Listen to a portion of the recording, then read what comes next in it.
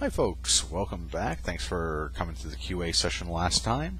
I'm sure we all had fun, or from the comics I think we had a lot of fun. Yeah, I still haven't looked up that video, Chad. I promise I will. In either case, it's Sunday night. I figure it's time for a beer review. So, tonight we have from MooseHead Breweries, which actually surprised me, Clancy's Amber Ale. I'm surprised because I actually thought this was its own brewery, and I think it was many, many years ago, but MooseHead bought them out. So, let's see. Not much to tell you guys here. It's brewed, I think, primarily in St. John, New Brunswick now. It's 5% alcohol. Not much else really to it. The MooseHead site says Clancy's is a smooth, full-bodied amber ale made with two types of malts, hops, corn, and true top fermenting ale yeast to create a medium-bodied English-style beer.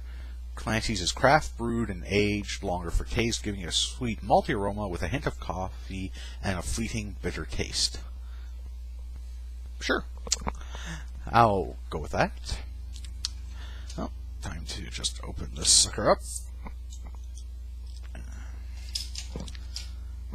Ooh, I can smell it already. Alright. And just using my Rickards glass today, folks. Nothing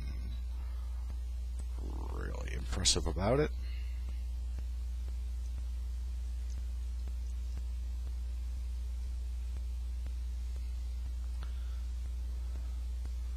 I got a pretty decent pour on this one.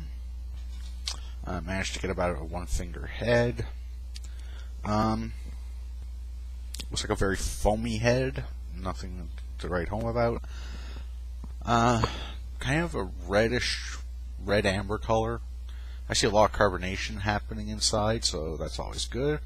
It doesn't look like that head's going to stick around for very long, unfortunately. Okay, smell that.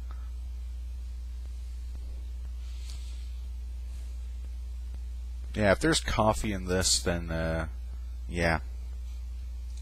If there's coffee in this, I'm buying stock in Starbucks. I'm sorry, there's no smell of coffee at all.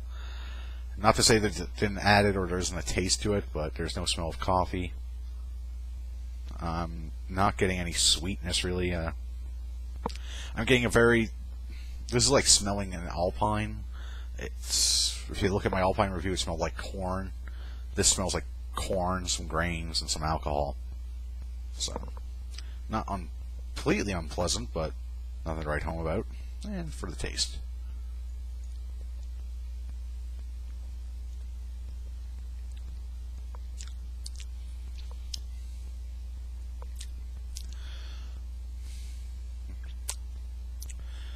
It's got a fairly creamy mouthfeel, at least I find.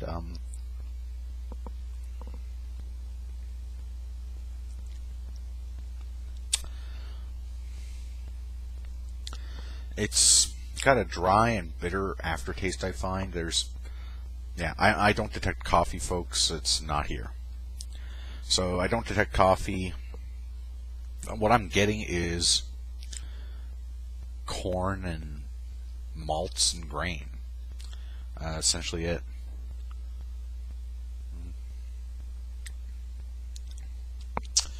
I don't know if do I have an older bottle? And doesn't really say. I don't believe I have an older bottle necessarily. This is how it's always tasted to me. It's just malty, malty corn and grain. That's all I've ever tasted out of this. It's not bad, but it's not high on my list. I have had it at a couple of restaurants and paired with some foods, especially like pulled pork. This goes really well, I find, but beyond that, nothing to write home about. So yeah, this is not a bad beer, but it's just an average beer for me. So I'm going to give it a 4 out of 10. It's not way up there. It's definitely not a terrible beer, but it's there if you want to drink it. If you like it, great. It's got more flavor than Budweiser, so, hey, it's already doing better if you ask me there, but still, nothing to it. So, Clancy's Amber Ale, folks, 4 out of 10. Good alternative if you're primarily like a Budweiser drinker or some other heavy macro drinker. It's not bad at all. Cheers, folks.